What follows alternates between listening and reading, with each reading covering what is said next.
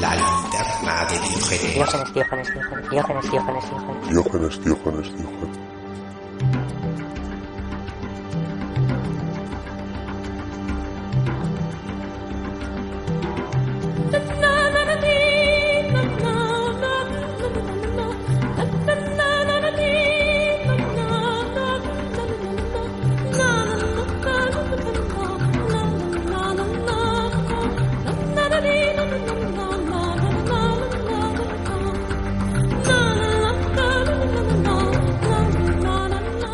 Cuando hablamos de autogestión, aunque estamos utilizando una palabra relativamente reciente, nos estamos refiriendo a una idea más antigua, de la que en algunas ocasiones hemos olvidado su significado.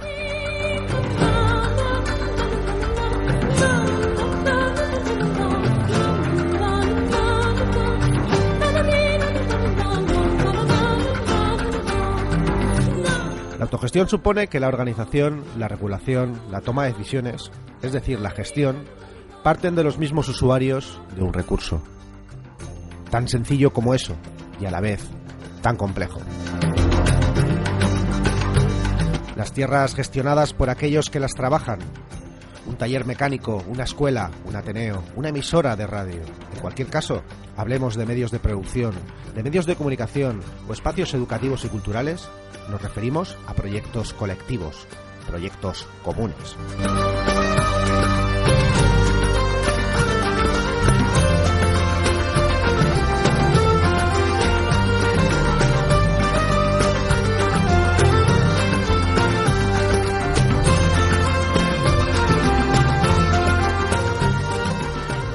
Podemos coger el ejemplo de la Psina o el Artel rusos, que reivindicaban los Narodniki, los sistemas concejiles ibéricos o la infinidad de modelos de gestión colectiva que proliferaban en la Europa preindustrial, por no entrar en sistemas comunales de Asia o América.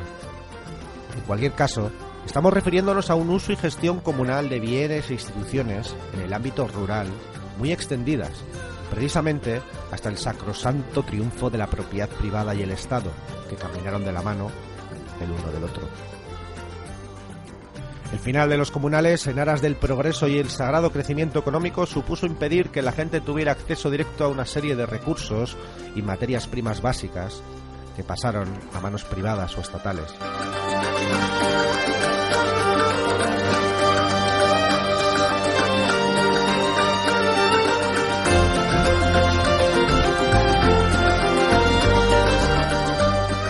Continuamos con este ciclo dedicado a los sistemas de uso y gestión comunal de recursos en la Europa moderna. Colectivistas, comuneros, cooperativistas, autogestores, mutualistas. Desde los estudios de Irole Ratia, radio autogestionada de Bilbao, sed todas bienvenidas. Soy el profesor Arcadio y esto es La linterna de Diógenes. Vamos con los contenidos.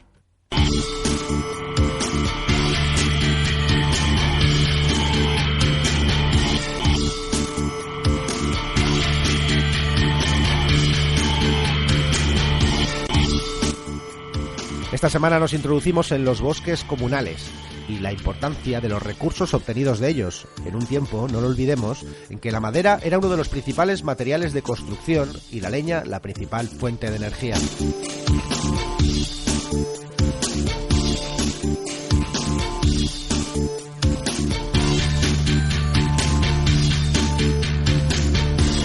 En la segunda parte del programa trataremos los cercamientos de tierras, centrándonos sobre todo en el caso español.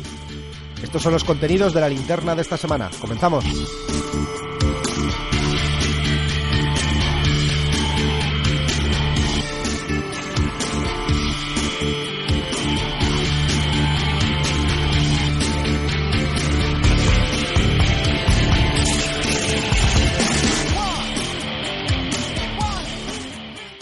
Estás escuchando Irola y Ratia, el medio libre para las mentes libres.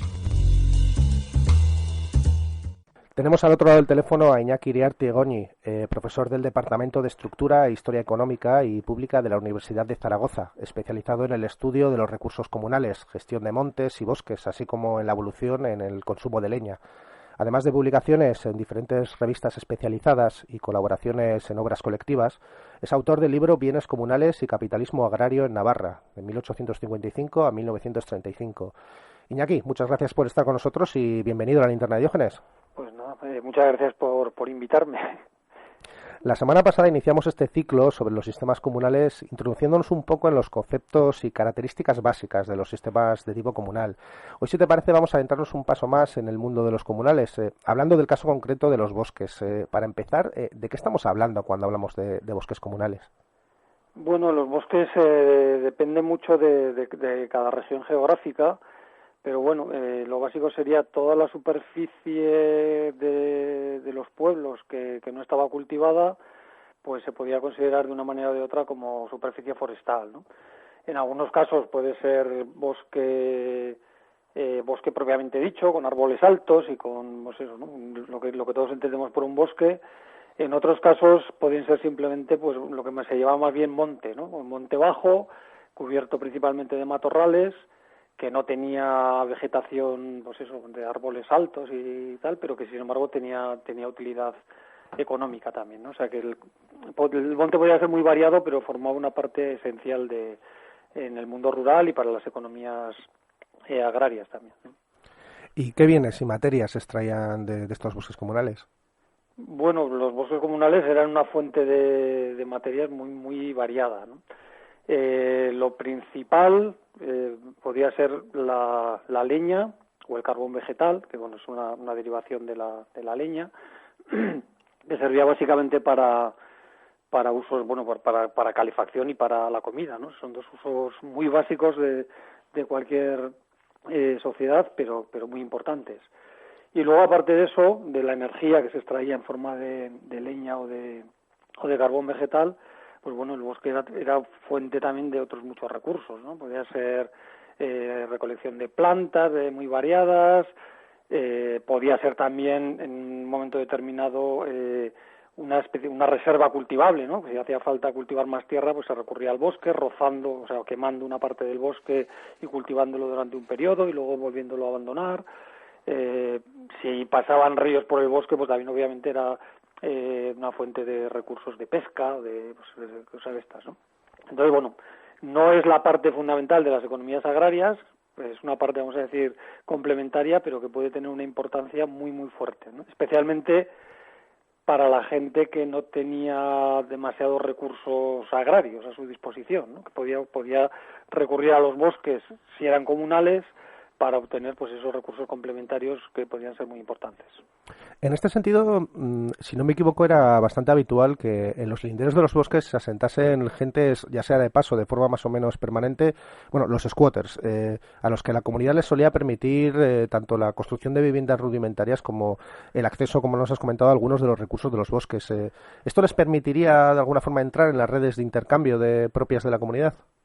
Sí, podía ser. Yo creo que el bosque, como te decía, puede ser especialmente importante para los grupos menos pudientes, ¿no? Que podían desarrollar actividades variadas. No sé, el término de squatter, yo no sé si en el caso de España es muy habitual. Esto quizás está más en la literatura anglosajona, pero vamos, en España el caso de los carboneros, ¿no? Por ejemplo, la gente que vivía de la elaboración de carbón a partir de la leña, pues bueno, normalmente era gente con pocos recursos económicos, con un trabajo muy duro, con un trabajo peligroso, que vivía pues ahí entre el bosque y el pueblo y que efectivamente podía sobrevivir comercializando pues el producto de su trabajo que era el carbón vegetal, ¿no? También podía utilizarse, pues por ejemplo, para el ganado. Sí, por supuesto. Es una de las cosas que no he dicho en la pregunta anterior, pero efectivamente el pasto para el ganado provenía básicamente del bosque, ¿no? El ganado que normalmente, hasta épocas relativamente recientes, se alimentaba de forma extensiva, dejándolo pues simplemente pastar en los bosques y pues eso que era de donde obtenía el alimento básico, ¿no? Aquí también, claro, el uso de los bosques podía variar mucho en función de la propiedad de ganado que uno tuviera, ¿no? Obviamente, en este sentido del ganado, podemos decir que la gente con más cabezas de ganado podía hacer un uso del bosque, claro, superior al que podían hacer los que tenían muy poco ganado, ¿no? Pero todo se podía utilizar, solamente que a una escala diferente.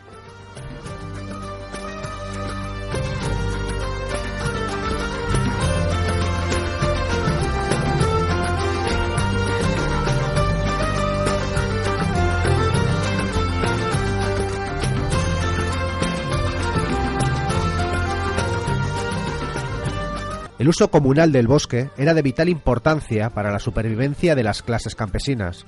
Pueblos enteros estaban construidos con madera, las vigas y puntales de las casas, las vigas curvas del techo, los bancos de roble. Además, las ruedas, los mangos, los cuencos, mesas, cucharas y otros utensilios. Además, la leña era la principal fuente de energía. Como escribió el gran estudioso de la Edad Media, Max Bloch, los bosques poseían unas riquezas mayores de lo que quizás hoy somos capaces de apreciar. La gente iba a ellos a buscar madera de forma natural. La madera se utilizaba para proporcionar calefacción y luz en forma de antorchas, como material de construcción, mangos de los arados y otras varias herramientas, así como para fortalecer los caminos con haces de leña.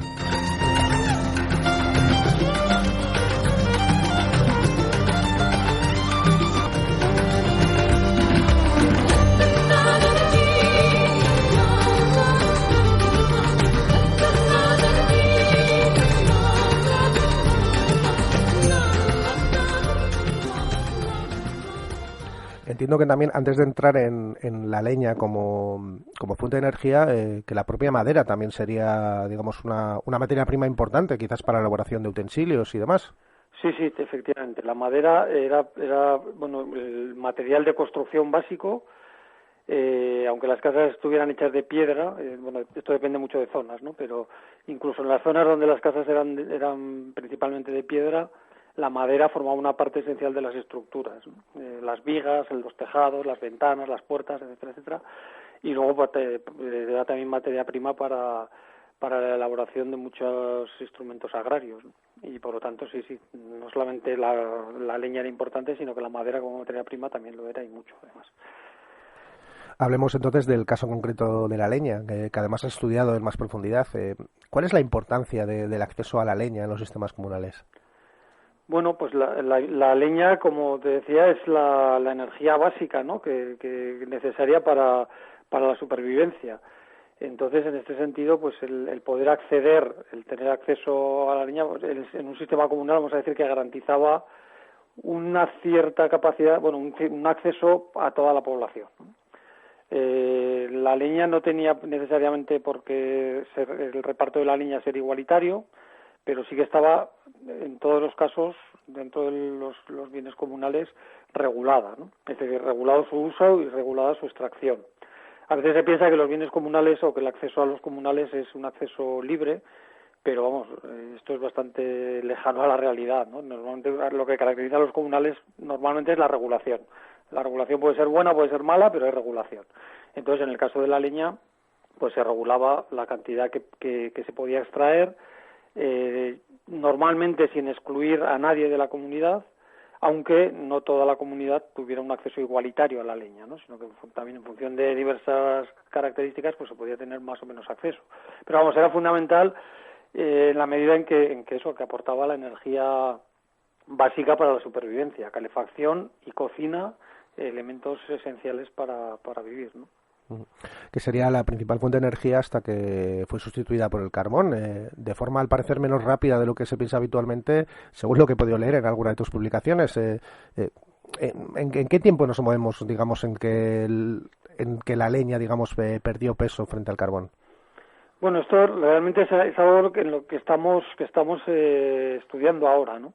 Lo que se había pensado tradicionalmente es que, claro, la leña había sido la fuente de energía básica hasta más o menos mediados del siglo XIX, y que pues a mediados del siglo XIX, cuando empieza pues la industrialización y la modernización económica, pues esto está muy asociado al uso de carbón mineral, y que por lo tanto a partir de ahí, a partir de mediados del XIX, parecía como si la leña perdiera peso constantemente y casi tendiera a desaparecer como fuente de energía.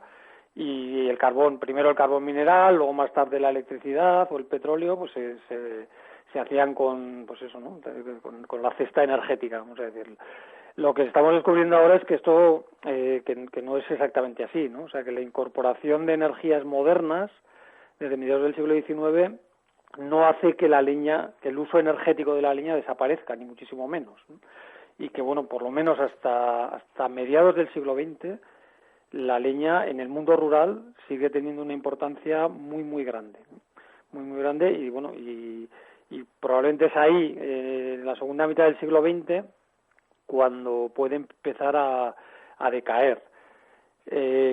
Pero claro, hasta ese momento, por mucho que hubiera carbón mineral, por mucho que hubiera petróleo, por mucho que hubiera electricidad, estas fuentes de energía llegaban a algunos sitios, pero no llegaban a todos los sitios, ¿no? Y por lo tanto, en el mundo rural, pues en muchas zonas, desde luego, la leña siguió siendo fundamental. Lo que cambia quizás a mediados del 20, sobre todo a partir de los años 50 y 60, es que aparece el butano, el gas butano, que este sí que, claro, ya en el contexto de los años 60 del siglo XX, que ya empieza a haber camiones y empieza a haber carreteras para llegar a todos los pueblos, pues la bombona de butano se convierte en un sustituto muy importante de la leña, también en los pueblos. Pero claro, esto ya estamos hablando ya pues desde hace 40 años, ¿no? Como mucho. Entonces, hasta ese momento la leña sigue siendo fundamental.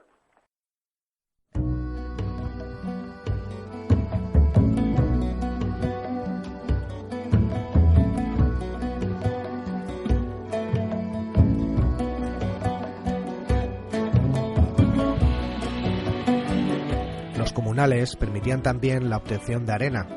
Arrojada al piso de la cabaña una vez por semana, permitía absorber la suciedad, el polvo y la grasa. También era un buen abrasivo para la limpieza de cacharros y vasijas. Los más pobres podían quemar ciertos helechos que crecían en los páramos, obteniendo una ceniza que empleaban para producir lejía, sustituto del jabón. Su alto contenido de potasio permitía también emplearla en la fabricación de vidrio o como blanqueador. Los campesinos hallaban incluso utilidad a la lana de los animales, que se quedaba atrapada en los arbustos espinosos. Con ella confeccionaban alfombras y parches para la ropa.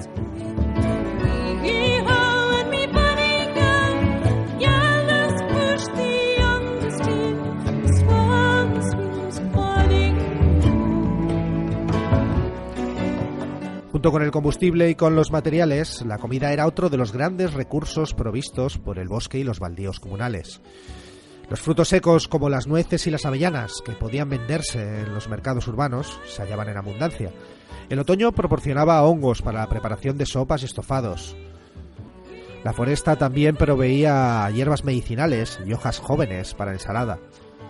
Particular relevancia tenían los frutos del bosque, como grosellas, frutillas silvestres, frambuesas, arándanos, con los que se podían elaborar jaleas, dulces y licores. También los animales podían alimentarse en los yermos y bosques, en particular los gansos, las vacas, las ovejas y muy especialmente los cerdos, que se alimentaban con bellotas.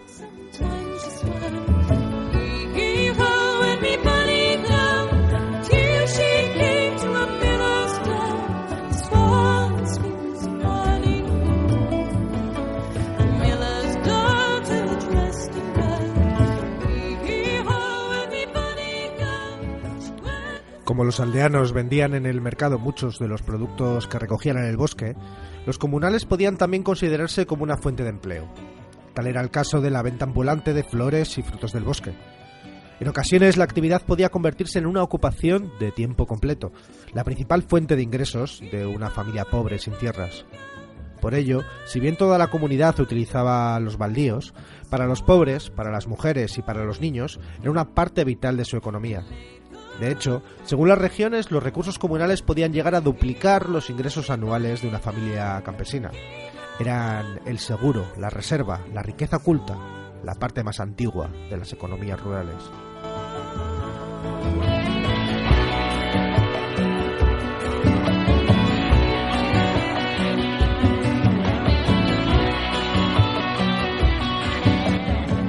Los comunales mantenían a gran parte de los campesinos al margen de los mercados de bienes y trabajo. Cuanto más rico era el recurso, más independientes y autónomas eran las comunidades agrarias.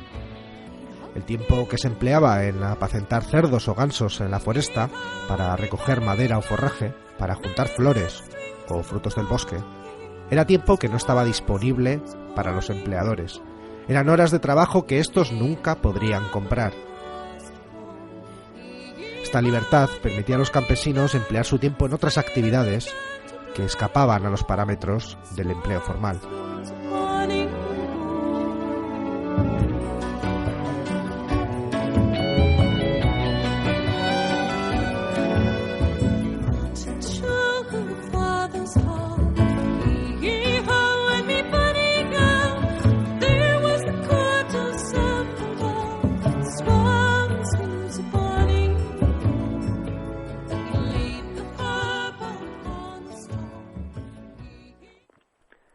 Estamos hablando del acceso a recursos y materias primas básicas para el alimento, el vestido, las fuentes de energía, el acondicionamiento de la vivienda. Para ayudar a visualizar a nuestros radioescuchas de qué estamos hablando, por poner un ejemplo, en la actualidad estamos acostumbrados a acudir al mercado para acceder a vestido, alimentación, vivienda o fuentes de energía, lo que a su vez nos hace totalmente dependientes de un salario. En este caso, el acceso a estos recursos comunales ofrecía cierta seguridad a las familias, es decir, les permitía no depender al menos totalmente de un salario, o por utilizar términos más claros, ¿el acceso a los recursos comunales impedía o dificultaba la proletarización total de la población? Sí, bueno, era un apoyo fundamental y daba cierta flexibilización, claro, flexibilizaba la dependencia que uno tuviera del mercado, obviamente, ¿no? Especialmente mientras el acceso a los recursos comunales fue gratuito. Claro, aquí lo que hay que tener en cuenta es que desde el siglo XIX hay una doble corriente, que es por una parte se privatiza mucho comunal, pero por otra parte el comunal que no se privatiza, en muchos casos se empieza a regular por parte del Estado, ¿no? Especialmente en los bosques. Y claro, esto implica que se empieza a cobrar por el uso incluso de los comunales, ¿no? Entonces, hasta ese momento, obviamente, el acceso al comunal podía representar una vía al margen del mercado y al margen de los salarios. Cuando el comunal se privatiza, esto cambia, y si el comunal, vamos a decir, se grava con impuestos, pues también empieza a cambiar, ¿no? Pero vamos, sí, antes de que esto ocurriera, efectivamente era una vía de acceso directo a los recursos que de alguna manera estaba al margen del mercado para lo que se refiere al uso propio, aunque también para lo que comentábamos antes, ¿no? También podía haber sectores poco favorecidos económicamente que utilizaran esos recursos para llevarlos al mercado y para obtener algunos ingresos adicionales, ¿no? O sea, que no se mantiene al margen del mercado al 100%, pero sí que puede dar cierta libertad, ¿no?, a la gente que tenía acceso a esos recursos. Supongo que los diferentes procesos de privatización de bosques o de bienes comunales a los que has hecho alusión, al impedir el acceso a estos bienes y recursos de los que hemos hablado, provocarían conflictos y motines. ¿Qué nos puedes contar un poco de esto? Pues sí, bueno, esto es una constante de la que no sabemos mucho, porque es un tema que no se había estudiado mucho, pero vamos, que en cuanto uno entra a los archivos y empieza a escarbar un poco en torno a la privatización de comunales, pues bueno, los conflictos están ahí, ¿no? Y es bastante normal que gente que estaba acostumbrada a poder obtener recursos de los bosques, de repente o bien se los privatizan y le impiden absolutamente el acceso a esos recursos, o bien, como te decía, el propio Estado empieza a controlarlos y le exigen un pago, ¿no? Entonces, bueno, ahí hay una fuerte resistencia por parte de muchas comunidades, o de a veces las comunidades incluso apoyadas totalmente por los ayuntamientos de algunos pueblos, y es una resistencia que no es, además que yo creo que por lo menos en algunos sitios tiene éxito, ¿no? Es decir, que hay zonas, esto depende mucho de las características de las sociedades de las diferentes zonas, pues yo que sé, por ejemplo, de España, ¿no? En algunas zonas del sur de España, por ejemplo, a pesar de que hay resistencia por parte de las comunidades y de los vecinos, pues esa resistencia no tiene capacidad de frenar privatizaciones. Sin embargo, en otras zonas, sobre todo más en el norte, pues sí que la resistencia campesina al final hace que la privatización sea bastante menor, ¿no? O sea, que hay resistencia y a veces esa resistencia tiene éxito. Eso no quiere decir que no cambie nada, ¿no? Porque bueno, las regulaciones en el comunal van a ir adaptándose a los nuevos tiempos, pero vamos, que sí, mucho conflicto, mucha resistencia, y no siempre resistencia que no triunfe, sino resistencia con éxito. Estoy pensando que en el caso inglés se dieron muchos ejemplos de grupos organizados que entraban en los bosques de la corona, de la alta nobleza o de la gentry para robar ciervos, cortar árboles o incluso amenazar a los propietarios. En el imaginario popular ha trascendido un poco la idea de ese proscrito que estaría ejemplificado quizás por la figura de Robin Hood.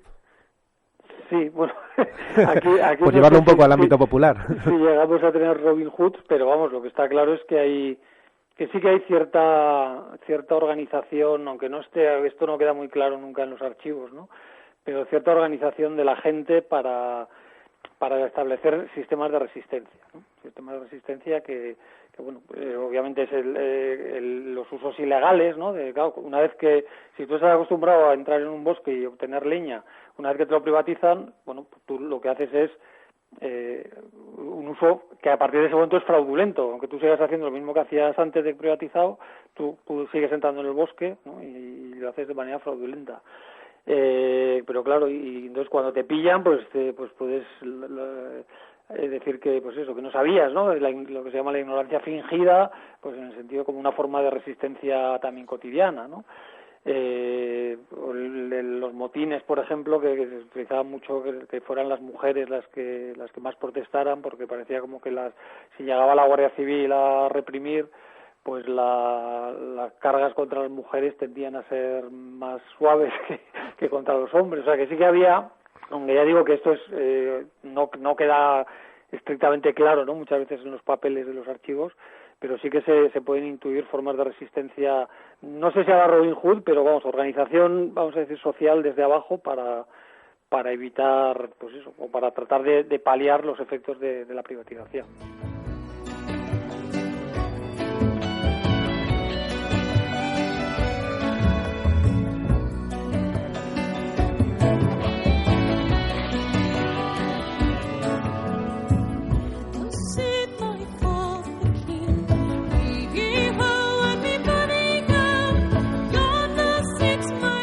Toda economía de campos abiertos, fuertemente sustentada sobre los recursos comunales, proveía fácilmente los materiales para la realización de pequeños intercambios.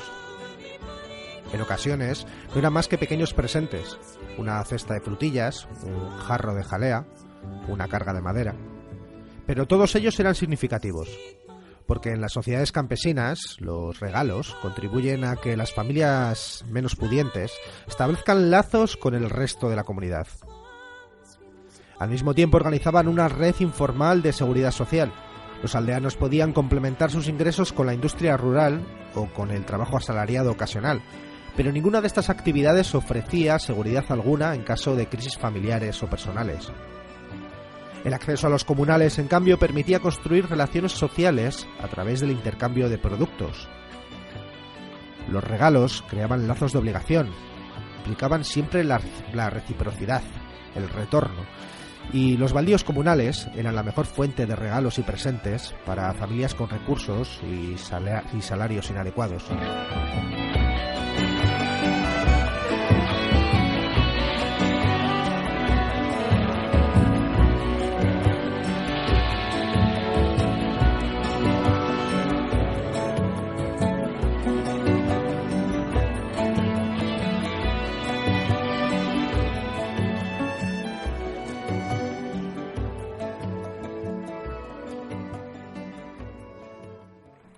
Al hablar de sistemas comunales, como ya nos comentó José Miguel Lana, estamos hablando de autogestión, es decir, que los mismos usuarios de estos recursos son los que lo gestionaban.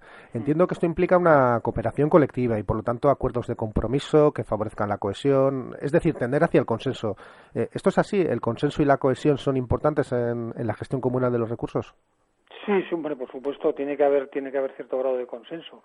Lo que pasa es que el consenso no es necesariamente, que no se produce siempre y de manera natural, ¿no? Quiere decir que tampoco hay que idealizar a las sociedades que tenían comunales. Obviamente, si se mantiene el comunal es porque hay cierto grado de consenso, pero claro, el consenso, vamos a decir, que convive con el propio conflicto incluso en el seno de la propia comunidad, ¿no? Porque claro, son muchos usuarios y cada uno pues puede tener sus intereses, entonces bueno, pues eso puede generar fricciones. Lo importante es saber gestionar las cosas y saber establecer las reglas que bueno, que más o menos pues eso, que generen un consenso y que permitan mantener ese recurso como comunal.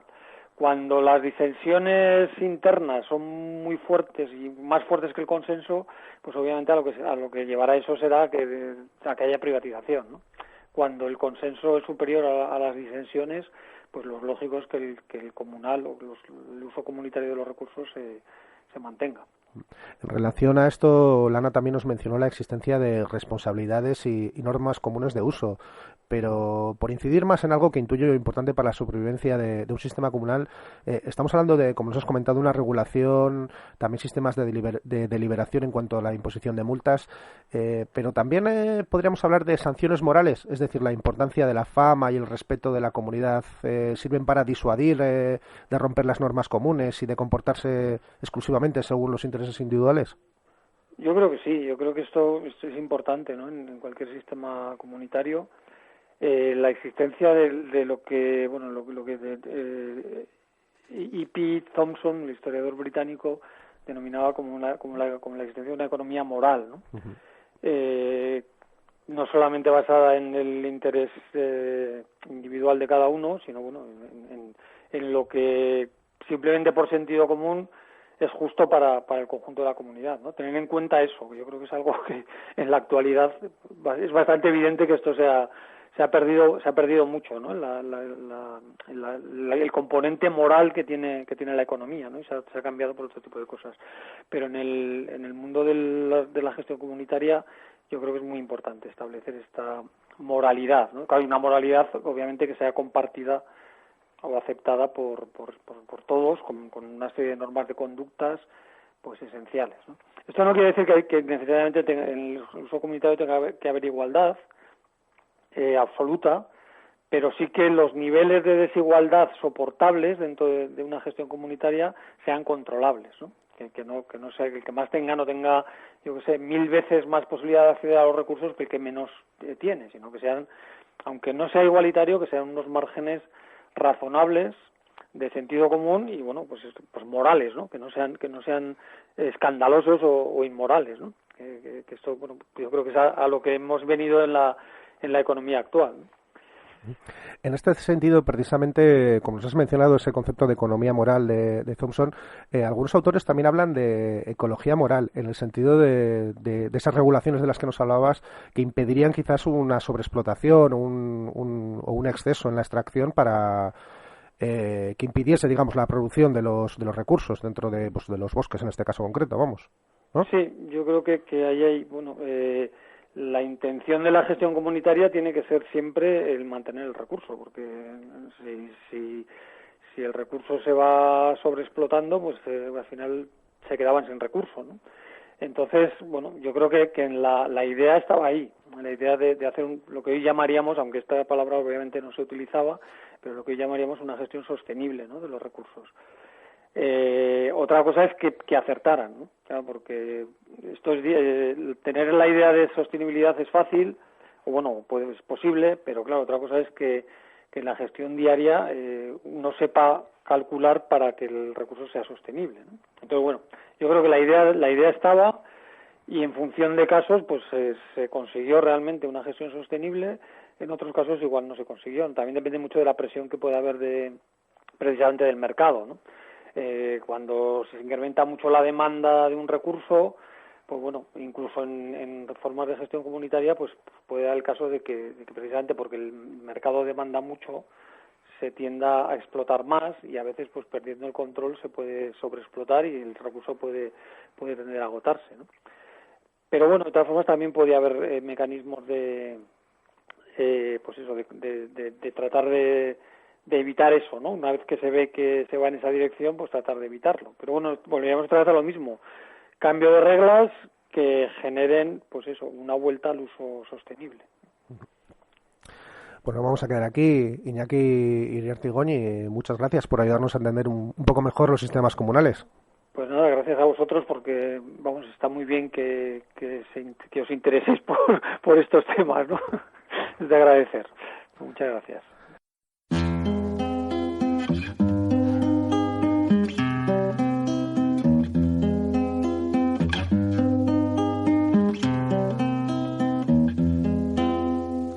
Haika mutil jeikia di, argia den miradi, baina usia argia da, kuroilarra kanpoan da.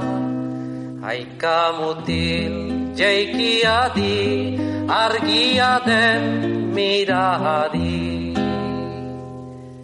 Haika mutil jeikiadi, zurik baden miradi, baina usia sua bada, urgatoa beroa da.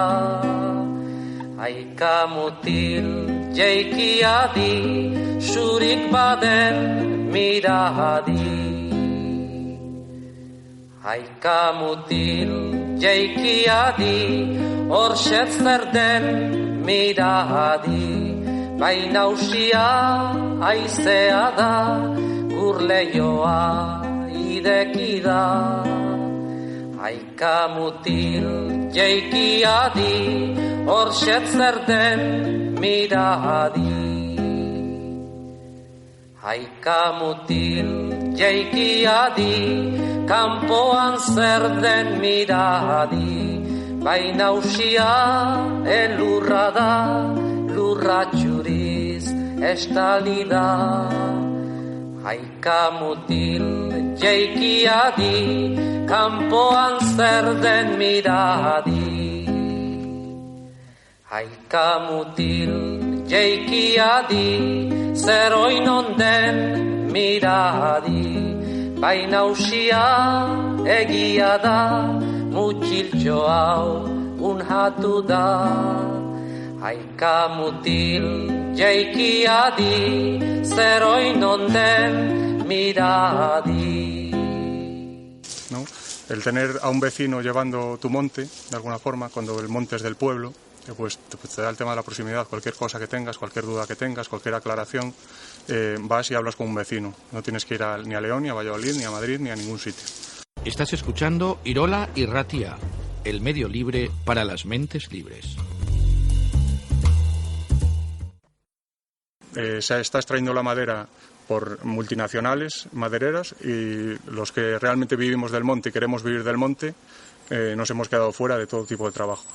Nos dificulta enormemente el poder vivir como estamos viviendo, como queremos vivir, trabajando duro, pero trabajando en el pueblo que queremos trabajar. Ahora mismo es posible, a duras penas, y si nos lo dificultan más, pues es inviable. Y van a hacer que otra emigración a las ciudades, que tampoco tienes nada que hacer, se produzca. Linterna de Diógenes. Un programa de historia alejado de los intereses del poder.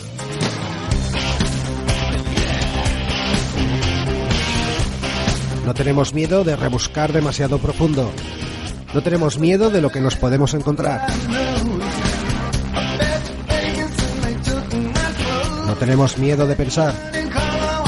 No tenemos miedo de poner en duda todas las certezas. No tenemos miedo de sacar la academia a la calle. La Linterna de Diógenes. 7 años socializando el conocimiento. Y como siempre, en Irola y Ratia.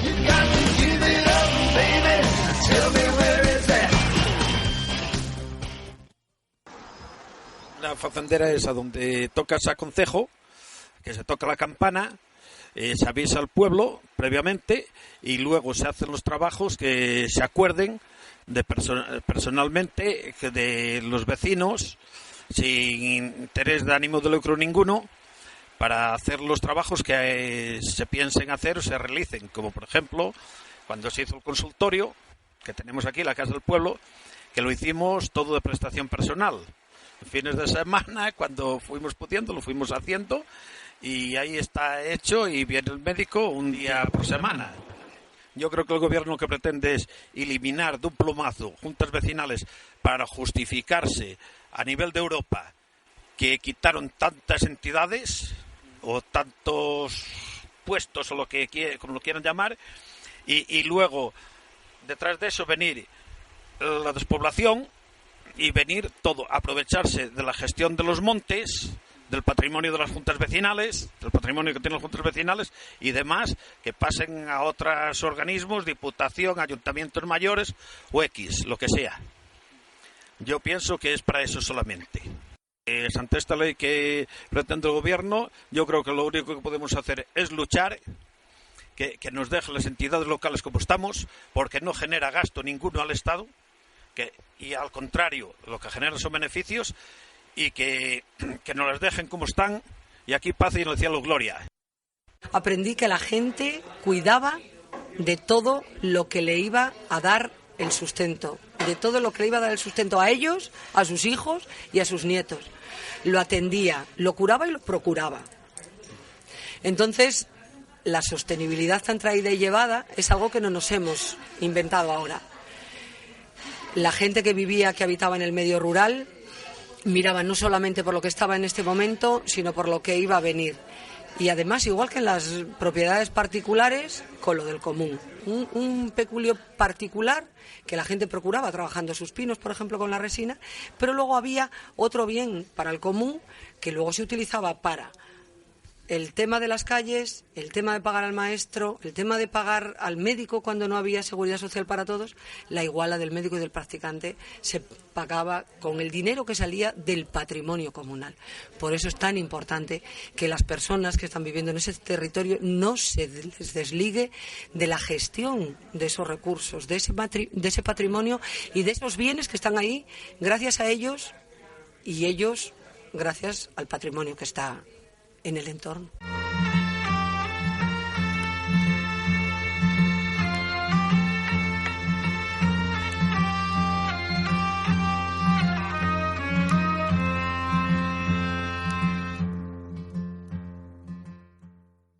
Estamos aquí reunidos en concejo, hablando, y aquí se reunía y se discutía todas las tareas de campo, de ganadería y agricultura que había que hacer y organizar entre todos los vecinos. Y entre todos los vecinos se sacaban los trabajos adelante comunales para el bien de todos y luego tenían que hacer los trabajos particulares cada uno de su casa. Esto yo creo que es la forma más democrática de llevar un pueblo y una casa, ¿no? Intentamos hacer el bien común, es decir, mantener esas fuentes, mantener el agua corriente en las casas a base de obras y reformas, mantener una escuela que se caía a base de reformas y de ese dinero que está llegando. Linterna de Diógenes. La historia contracorriente en Irola y Ratia. Radio Libre.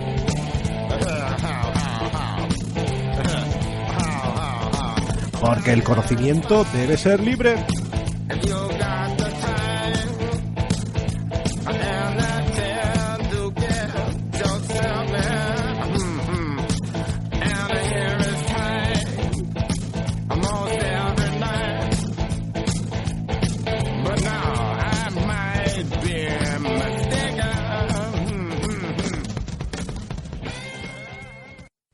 Hablamos con el historiador José Ángel Lema sobre la Carta Magna inglesa y no desaprovechamos la ocasión para preguntarle por la olvidada Carta de los Bosques y los procesos de cercamiento en Inglaterra. Os dejo el extracto. Alzaos una y otra vez, hasta que los corderos se vuelvan leones.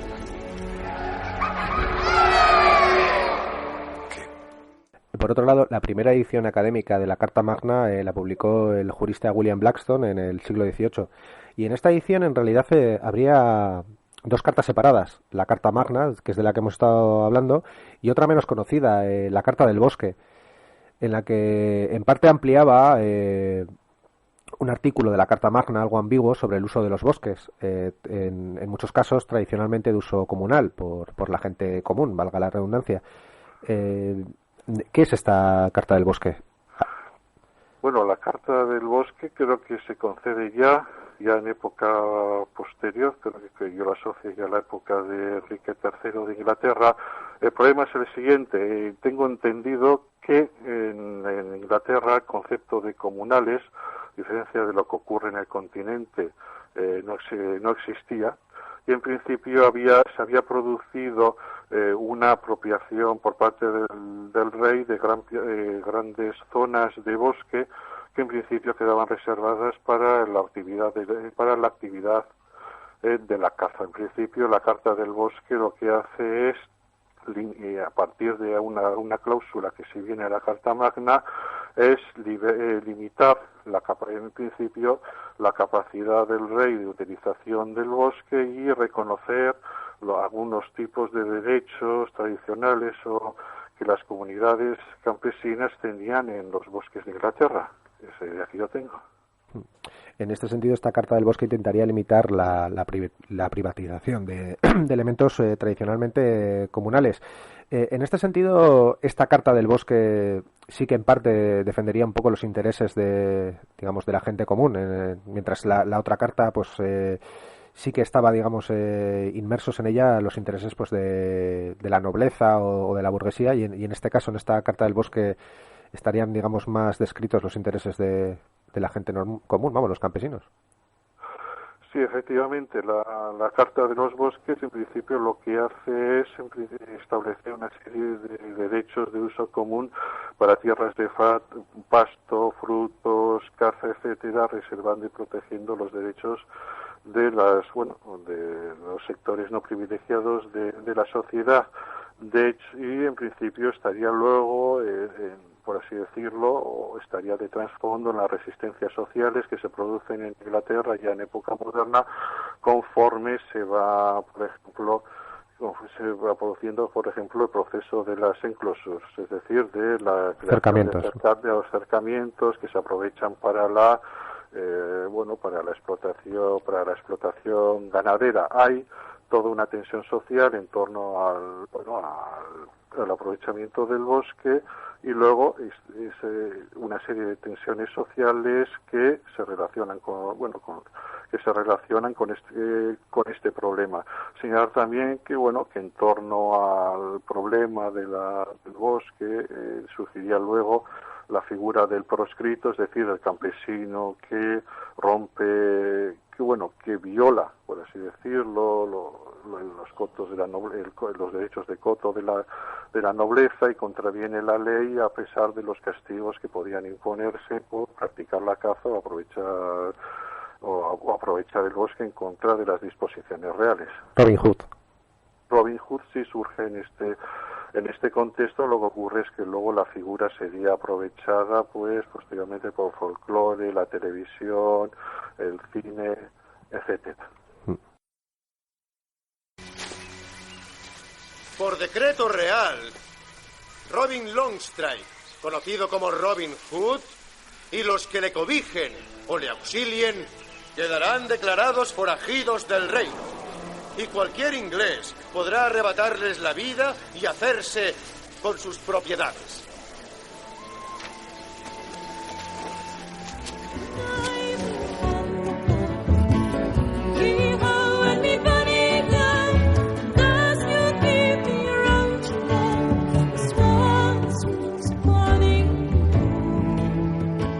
En 1723, el Parlamento británico aprobaba la conocida como Ley Negra, que introducía la pena de muerte para aquellos que, armados y o con la cara pintada de negro, aparecieran en bosques o parques y cometieran delitos como talar árboles, cazar ciervos o pescar sin permiso.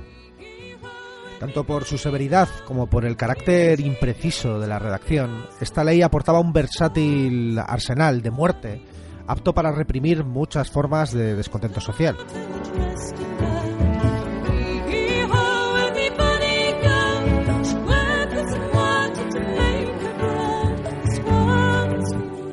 Los negros era como se conocía a las hermandades clandestinas de proscritos, que proliferaron desde la época medieval y siguieron actuando, a pesar de la represión, hasta bien entrado el siglo XIX. Estos cazadores clandestinos entraban en los bosques con máscaras, el rostro pintado de negro o disfrazados para evitar su identificación. La severidad de las leyes, complementada por las recompensas ofrecidas a los informantes, produjo que a lo largo de los siglos se extendiese una tradición de hermandades secretas y asociaciones de cazadores clandestinos en las áreas forestales. Una larga tradición que no hubiera podido medrar sin el apoyo directo de las propias comunidades campesinas. Esto llevaría incluso a que en un artículo de la Ley Negra se responsabilizase a las propias comunidades del pago colectivo de cualquier daño sobre la propiedad de ricos y nobles si no se encontraba a los culpables.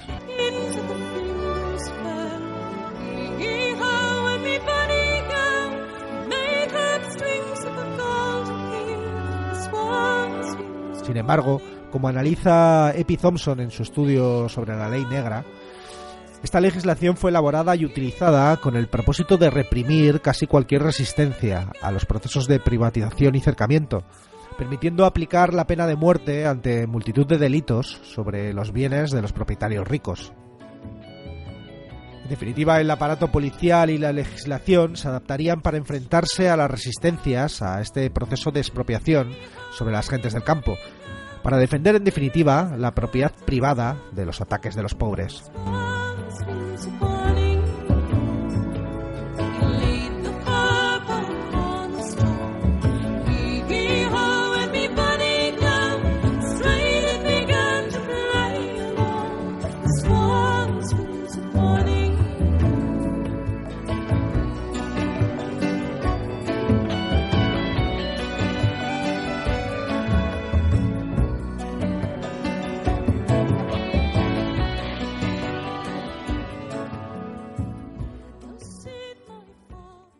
Has mencionado los cercamientos, que quizás en este caso no nos refiramos a siglos posteriores, pero bueno, a partir del siglo XVI y sobre todo luego el XVIII y XIX, precisamente en Inglaterra se daría todo un proceso de cercamiento, de privatización de estas tierras comunales, y en esas luchas entonces entiendo yo que muchos se agarrarían, ¿no?, a esta Carta del Bosque.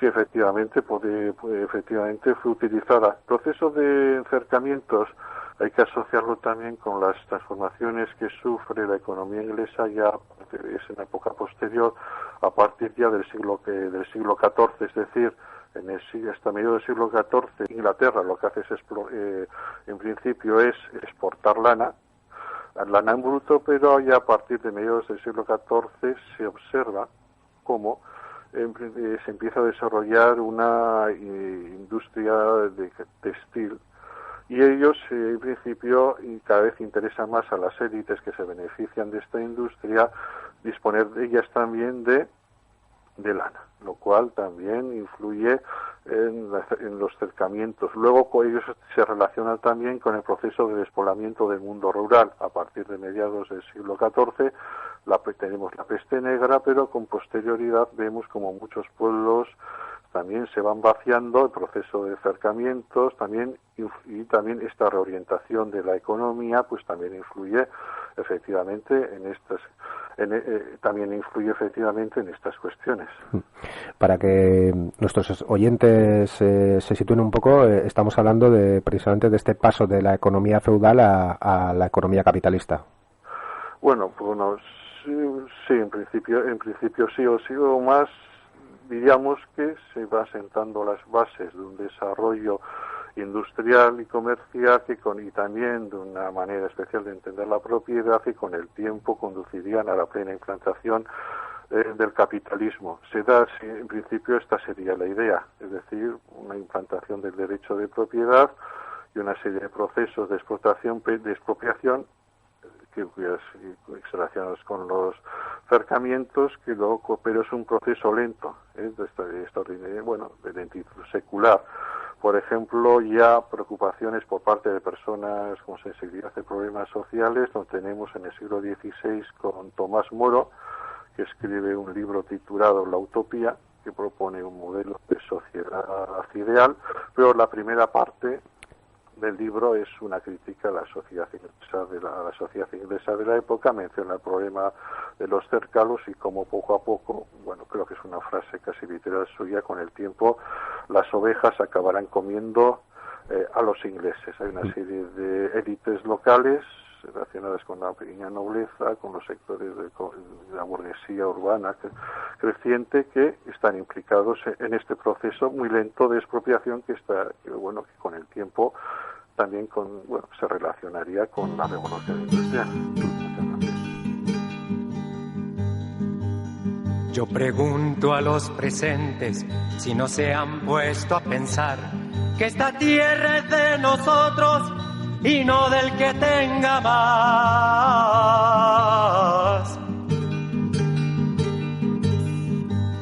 Yo pregunto si en la tierra nunca habrá pensado usted que si las manos son nuestras, es nuestro lo que nos dé. A desalambrar, que la tierra es nuestra, es tuya y de aquel, de Pedro y María, de Juan y José.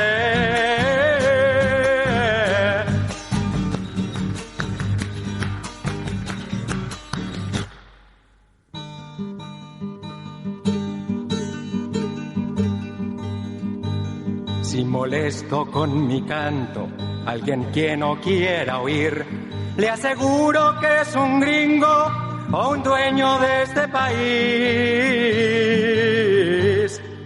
A desalambrar, que la tierra es nuestra, es tuya y de aquel, de Pedro y María, de Juan y José. A desalambrar, que la tierra es nuestra, es tuya y de aquel, de Pedro y María, de Juan y José.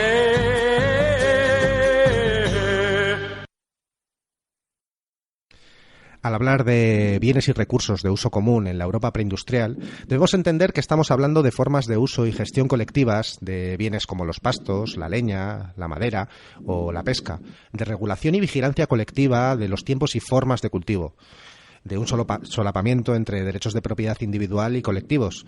En definitiva, estamos hablando de un mundo dinámico, basado tanto en normas escritas como, sobre todo, en derechos consuetudinarios sobre recursos y espacios. Pero, como hemos dicho, un mundo dinámico en el que las regulaciones y los derechos evolucionan, se transforman según necesidades, correlaciones de fuerzas, según las resistencias o las injerencias externas. Un mundo en el que la diferencia entre un sistema de campos abiertos o un sistema de campos cerrados podía marcar una gran diferencia en cuanto a la forma de vida. Por eso mismo, el vallado cercado de un terreno podría suponer en muchos casos el más ignominioso ataque a algunos de los derechos más fundamentales. Sobre esos cercamientos, sobre las leyes que los protegieron, sobre esas transformaciones en los derechos de propiedad y sus consecuencias, vamos a hablar hoy con Felipa Sánchez Salazar, profesora de Historia Económica de la Universidad Complutense de Madrid, especializada en Historia Agraria Española en la Edad Moderna.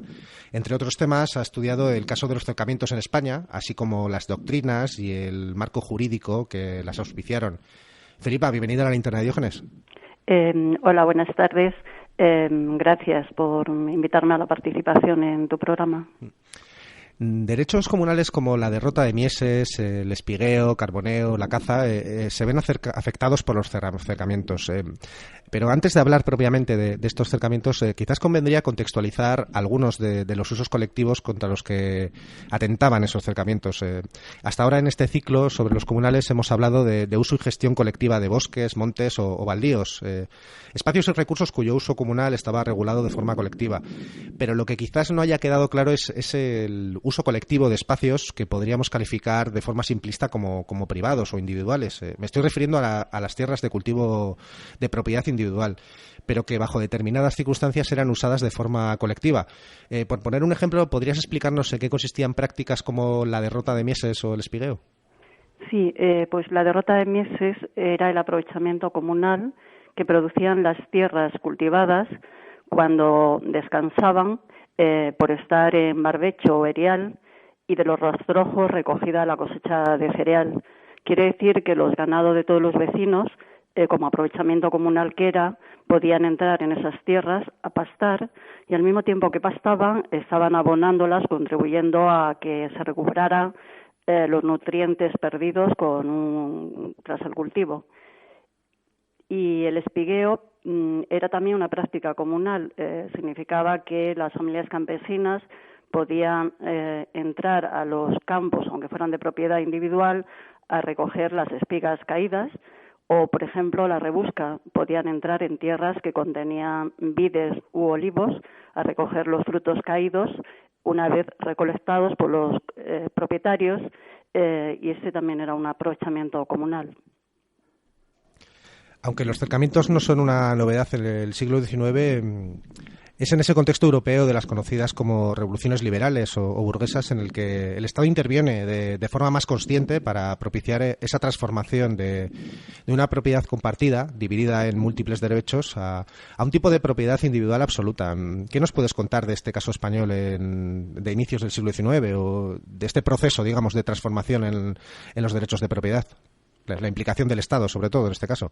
Bueno, en lo que se refiere al Estado, la primera ley realmente que se va a dar permitiendo los cercados es por parte de los ilustrados, y es una de las medidas de reforma agraria ilustrada, que es la ley de 15 de junio de 1788, que de manera permanente permitía el cercado de tierras dedicadas a vides, olivos, árboles frutales y huertos, y de manera temporal, por 20 años, de los montes donde se realizaran nuevos plantíos, así también como de aquellas tierras que se pudieran cultivar con permiso real para dedicarlas a vid, olivo, etcétera.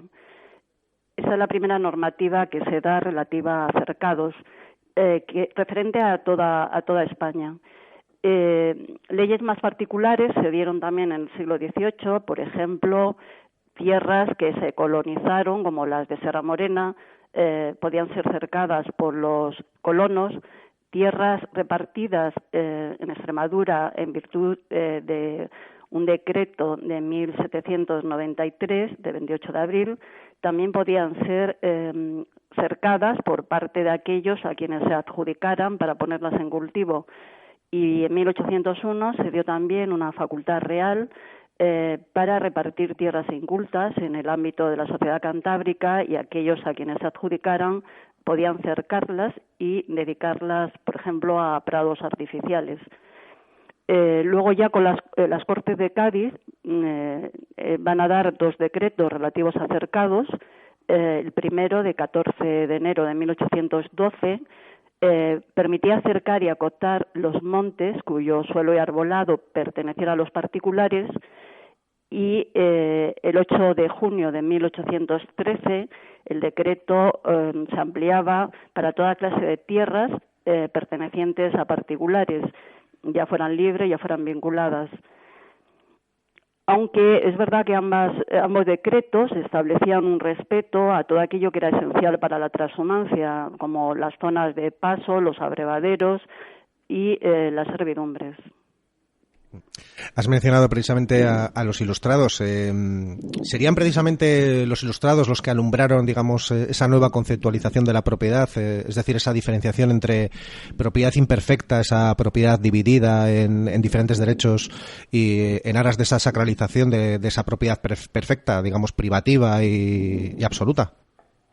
Sí que es verdad que desde el punto de vista de las doctrinas, el siglo XVIII marca un paso, ¿no?, con respecto a épocas anteriores. Efectivamente, los ilustrados, Jovellanos, Campomanes, Olavide, Florida Blanca, Cecilia Coello, etcétera, establecieron que todo cuanto la tierra contenía pertenecía a los propietarios, y que los pastos eran el resultado del trabajo del colono o el propietario, y por tanto un derecho individual y no colectivo. Pero realmente los cambios en los derechos de propiedad no son el resultado ni de esas doctrinas ni de la legislación, sino que se están produciendo en un lapso temporal amplio y al margen de muchas veces de la legalidad. Estaríamos hablando en este caso de dar importancia a las relaciones de fuerzas, ¿no?, las relaciones sociales que, como nos comentas, que sí que vendrían ya desde más atrás, ¿no?, digamos, estos intentos de acercamiento ya desde antes. Pero yendo otra vez, me permites, aunque luego nos saltemos el ámbito jurídico, al el papel del Estado a partir de las Cortes de Cádiz en adelante. ¿Podríamos hablar que precisamente a partir de este momento el Estado intenta garantizar, digamos, ese nuevo concepto de propiedad privada, y que los movimientos que hace, no sé, los diferentes movimientos, las diferentes leyes que nos has comentado, estaríamos hablando de un cambio a nivel legislativo y de intervención del Estado, un cambio súbito y repentino en la propiedad, o más bien una lesión progresiva de los derechos comunales? Bueno, el Estado lo que va es a respaldar acciones que ya se están llevando de manera espontánea a cabo por parte de propietarios y colonos. Lógicamente, al dar respaldo legal a esas acciones, pues va a posibilitar que los cercados se puedan llevar a cabo, no más fácilmente, porque siempre van a provocar resistencia. Pero que realmente, como yo creo que estoy de acuerdo con Fontana en que los derechos de propiedad son relaciones entre los hombres que pugnan en torno al dominio, y que en función de tensiones y acuerdos se modifican. Es decir, que no es tanto el resultado de la intervención de las instituciones, como que es un proceso espontáneo que se está produciendo desde mucho tiempo atrás, ¿no? Lo que pasa es que el Estado sanciona algo que está ocurriendo y convierte probablemente abusos de unos en derechos sagrados de propiedad y los derechos de otros sobre esos bienes de titular individual en un abuso que hay que penalizar. Y en este caso, precisamente, volviendo al gobierno, no por darle mayor importancia, que como nos comentas, que quizás estaba, digamos, esas relaciones y esos enfrentamientos, ¿no?, desde antes y tal. En este caso, el gobierno a principios del siglo XIX y en las Cortes de Cádiz en adelante, digamos que su apuesta en este sentido era consolidar estos cambios que ya se estaban dando, ¿no?, en la práctica, pero consolidarlos en beneficio quizás de la burguesía, en este sentido.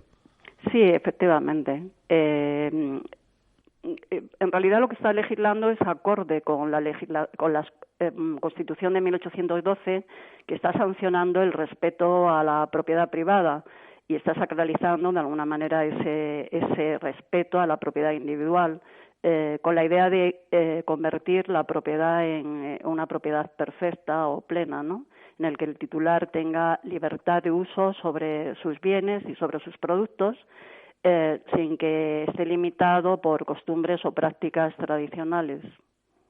En este sentido, ¿nos podrías explicar un poco esa diferenciación entre propiedad imperfecta y propiedad perfecta, o tal como lo consideraban quizás en el siglo XIX?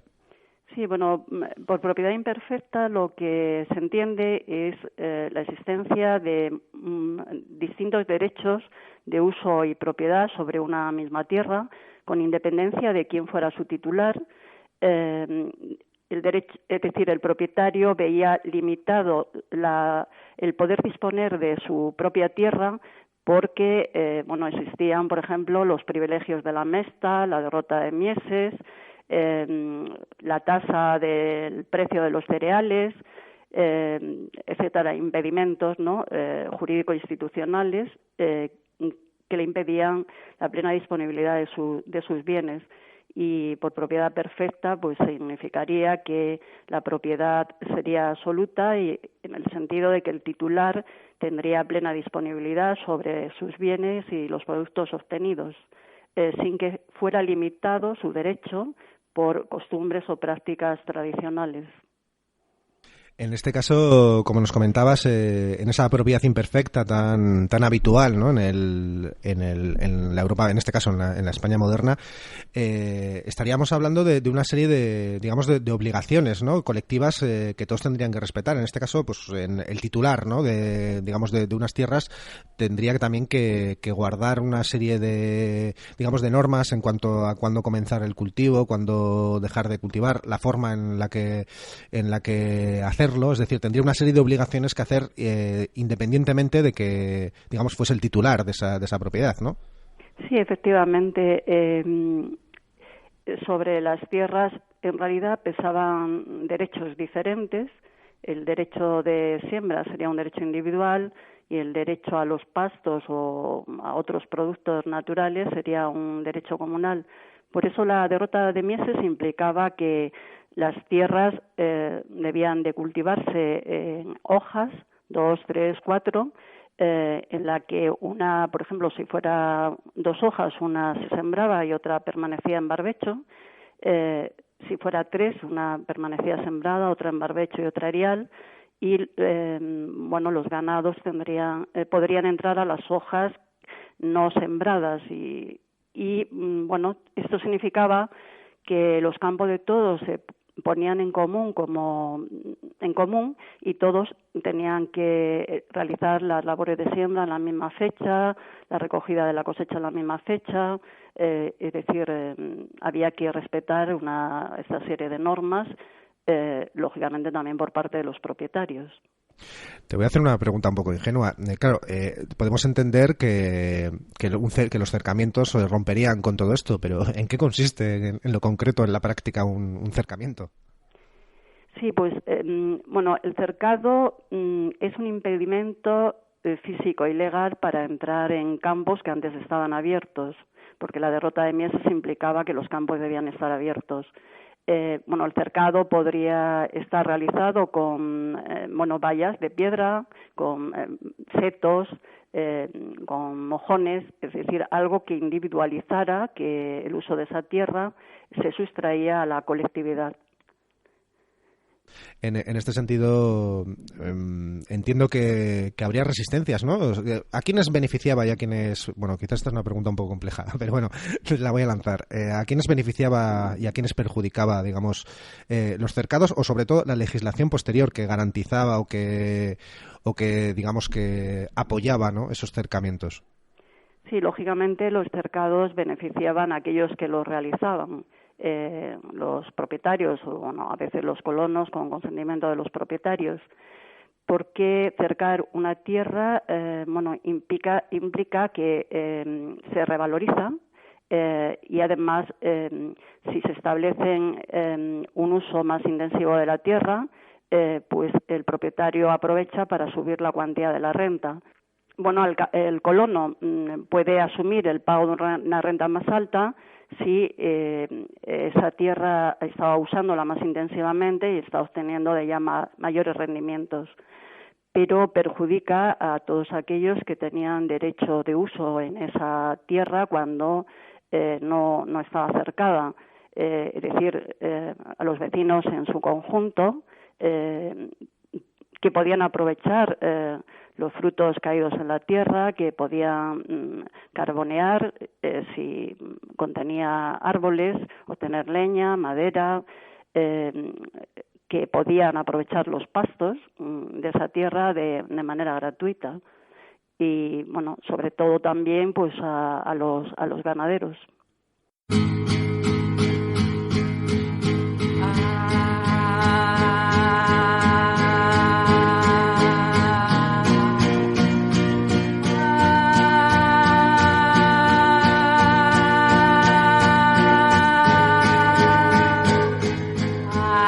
El historiador Epi Thompson estudió muchas de las revueltas y formas de resistencia colectiva en la Inglaterra del siglo XVIII, que no olvidemos fue un importante siglo de transición hacia una economía industrial capitalista, con sus correspondientes procesos de privatización de recursos tradicionalmente comunales.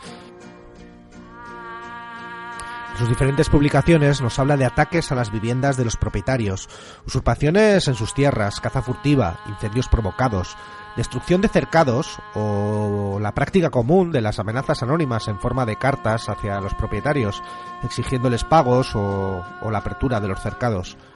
No vamos a reproducir aquí estas cartas, pero para acceder a ellas no hay más que acudir a los textos del propio Thompson.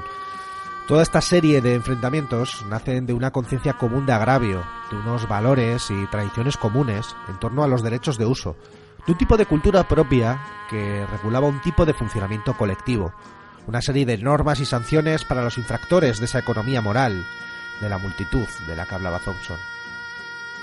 La legislación que se estaba elaborando en apoyo a los propietarios, o a los propietarios ricos, chocaba de frente con los usos y costumbres, con los valores de esas gentes que estaban siendo desposeídas de recursos.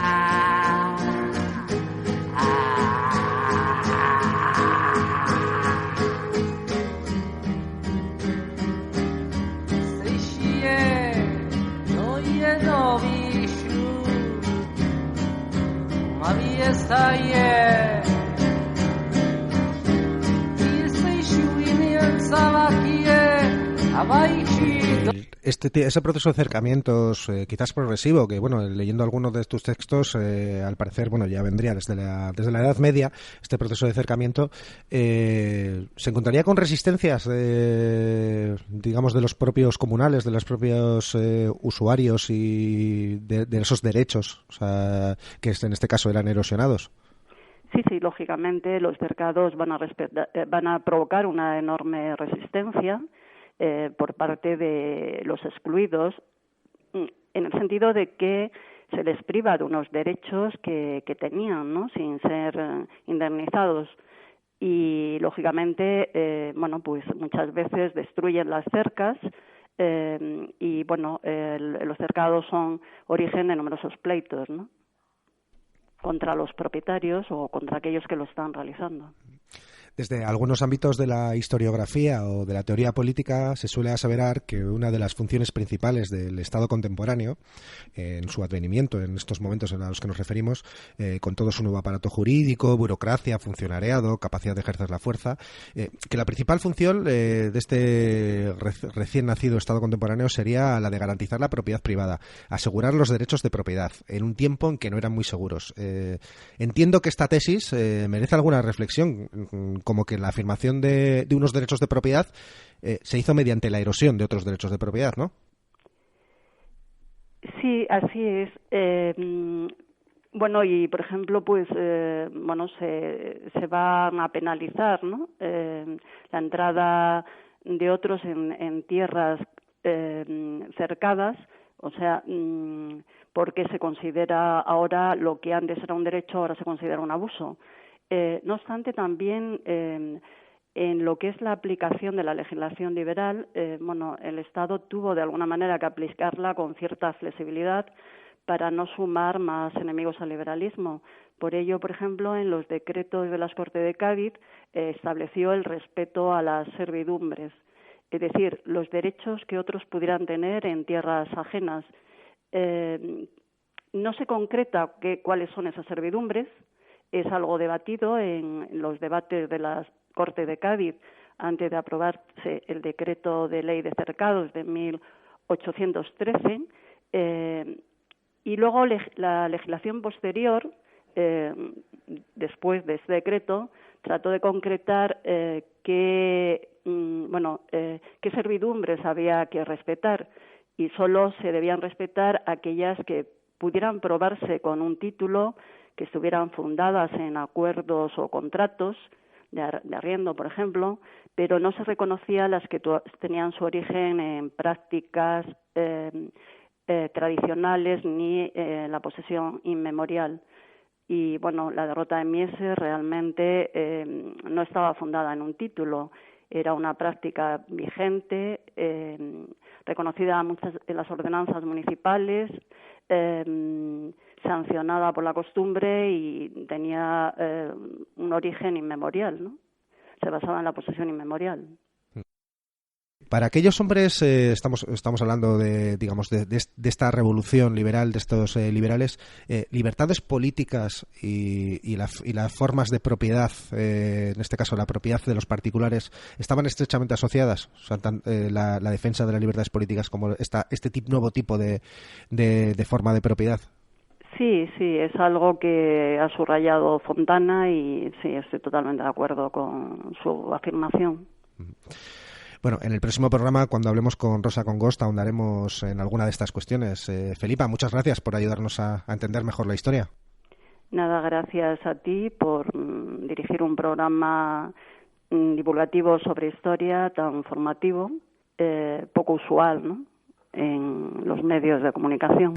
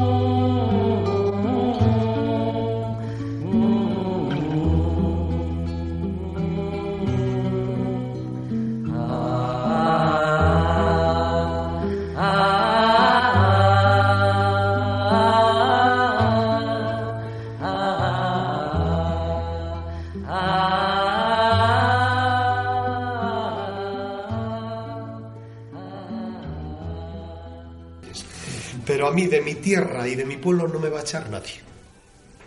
Ese es el límite.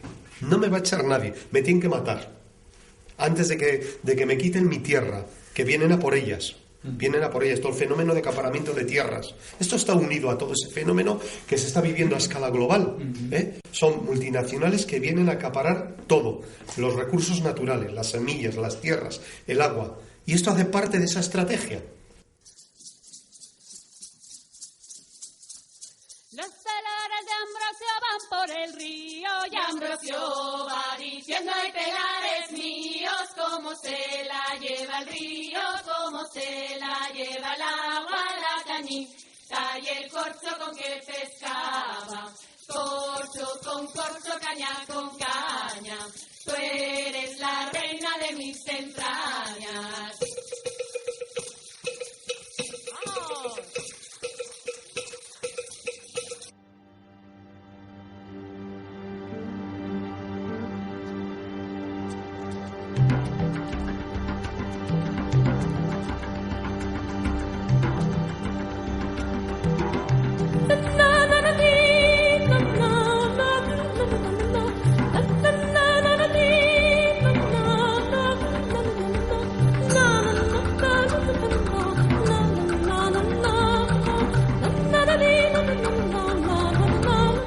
En este segundo programa dedicado a los comunales, nos hemos introducido en los recursos colectivos extraídos de bosques y su importancia en la economía campesina. También hemos dado unos primeros pasos para conocer los procesos de cercamiento de tierras. Debemos entender que esto obedece a procesos de larga duración, a luchas seculares entre aquellos que levantaban cercados, intentando convertir la propiedad en exclusiva, y por otro lado las comunidades que se enfrentaban a estos cercamientos. La legalización y apoyo a los cercamientos por parte del Estado no fue más que un paso más en esa lucha.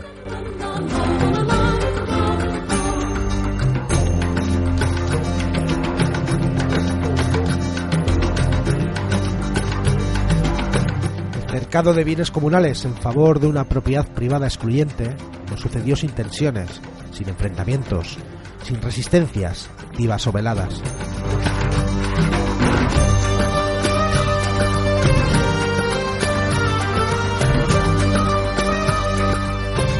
En el próximo programa, con el que cerraremos este ciclo sobre los comunales, profundizaremos en este proceso de construcción de la idea de propiedad moderna, tanto a nivel ideológico como los propios recursos legislativos y policiales de que se sirvieron los estados.